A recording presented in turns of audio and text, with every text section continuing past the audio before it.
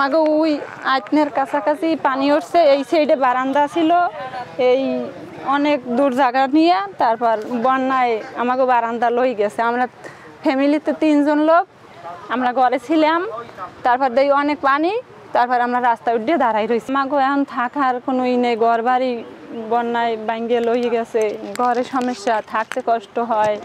আমার এই বাচ্চাটা স্কুলে ভর্তি করাইছি, যাইতে পারে নাই।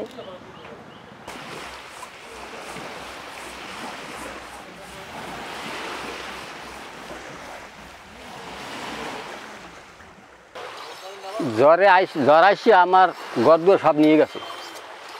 তা নিয়ে গেছে, আমি আর ওই জায়গায় পানি আইসে আমি চলে গেছি ইন্ডিয়া। চলে যাওয়ার পরে আই দেয় কিছু নেই, একদম নিঃস্ব হয়ে গেছে, কিছু ঘরদুয়ার কিছুই নেই। তারপর এখন আমি বর্তমানে থাকি যাইয়া মানুষের বাড়ি, আমার লেট্রিন মেট্রিন কিছুই নেই একদম।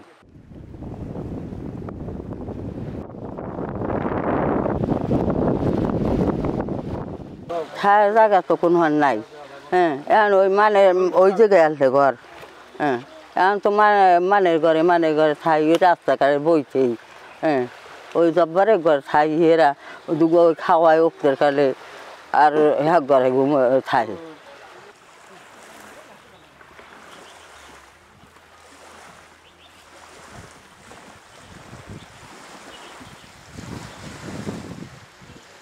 এই জায়গায় আমার বাড়িঘর ছিল। এই আজ দীর্ঘ 35 বছর নামে আমি এখানে বাস করি। সিডারের বন্যা ভেঙে গেছে, পর আবার ঘর দিয়েছে সরকার। সেই ঘর দিয়ে আমি এই তো রয়েছি। এই জ্বরে চলে গেছে সব নদীতে। এই খালি ট্রলার গাছলেও এই খালে পাড়া দেওয়া হেগুয়া পাইছি, আর এক থাক জাল এই আছে, আর নাই কিছু। আমার বৃত্তি বাসা সবই চলে গেছে নদীতে।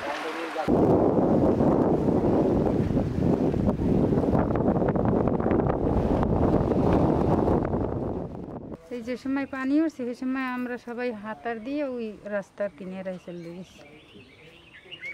এখন থাকি, আমার চাচাই মারা গেছে, এখন এই ঘরে থাকি।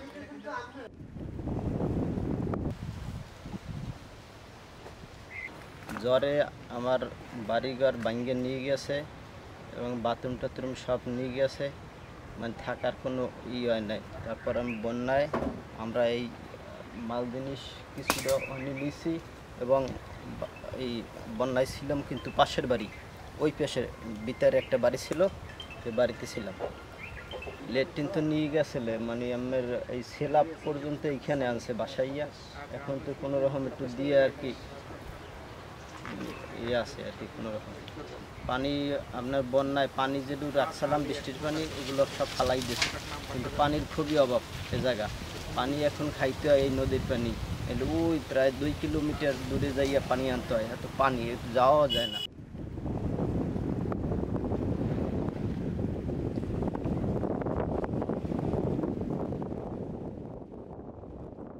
26 তারিখ তো বন্যা শুরু হয়েছে, ওই ঘূর্ণিঝড়।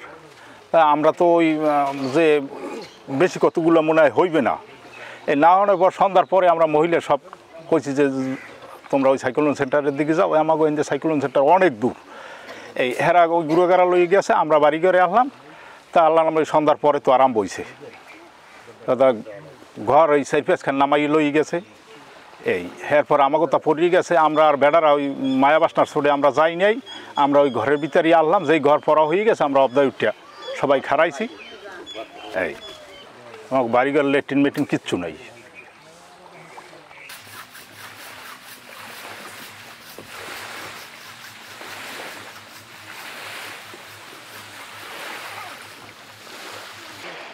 জ্বরের দিন আমার পরিবারের 3 জন লোক, 2 জন দিনেই আমি পাঠাই দিয়েছি আরসাই কেন্দ্রে, আর আমি এইখানে রয়েছি। আমি থাকার পর সন্ধ্যা যেই হয়েছে, আমার ঘর দেখি ভাঙ্গে আইছে ঘরের দ্বারে। তারপর আমি বাইরেই গেছি, বাইরে যাওয়ার পর গভীর রাইতে আইসে দেখি আমার ঘর দুয়ারে ভাঙ্গে খাম্বার টাম্বা পড়িয়া অনেক কিছু শেষ হয়ে গেছে। শেষ হয়ে যাওয়ার পর আমি তারপর যাইয়া মানুষের বাড়ি ঘুমাইছি। ঘুমানোর পর সকালে আইসা দেখি এই ঘর দুয়ারের অবস্থায়।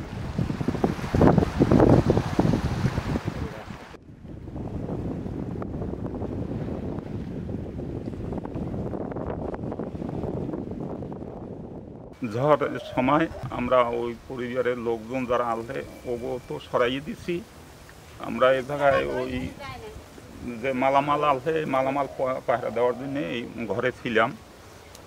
এই সময় আপনার ওই পানি আসছে, এই ঝড়ের তুফানে বাড়ি দিয়া আমাদের ওই খাট টাট হেপা মালামাল আলহেজা এগুলো নামাইলেই গেছে।